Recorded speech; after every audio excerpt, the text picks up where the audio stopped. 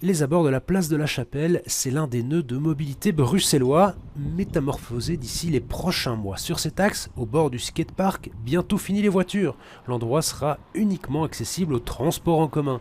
Des modifications comme celle-ci, une trentaine sont prévues dans le Pentagone. C'est le tout nouveau plan de circulation. On va changer une rue de sens, par exemple. On va mettre des filtres de circulation. Ça veut dire qu'à un certain endroit, par exemple rue Royale, que les trams, vélos et les piétons vont pouvoir, et les services de secours vont pouvoir passer. Exemple ici donc la rue Royale. D'ici les prochains mois, le tronçon de 100 mètres ici en face sera filtré au départ de l'arrêt parc. Seuls les bus, les trams et les secours pourront passer. Les voitures seront renvoyées sur les grands axes en bleu sur cette carte. C'est la philosophie que la ville défend, éviter le trafic de transit dans chacun de ses quartiers, ici en couleur.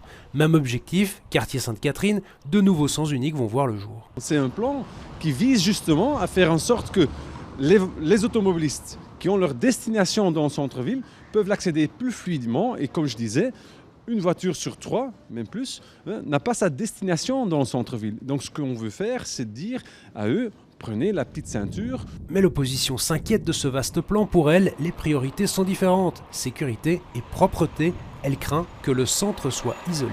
Ce qu'on est en train de faire, c'est de complètement enclaver le centre-ville. Or, on a des commerçants qui sont en train de mourir, on a des commerçants qui sont en train de partir. C'est justement l'inverse parce qu'on va rendre la ville plus attractive. Donc les gens qui ont leur destination sera beaucoup plus agréable pour prendre un café, pour faire du shopping. Il n'y aura plus cette nuisance de trafic de transit. En tout cas, le plan devrait être voté lundi en conseil communal et entrera en vigueur en août prochain.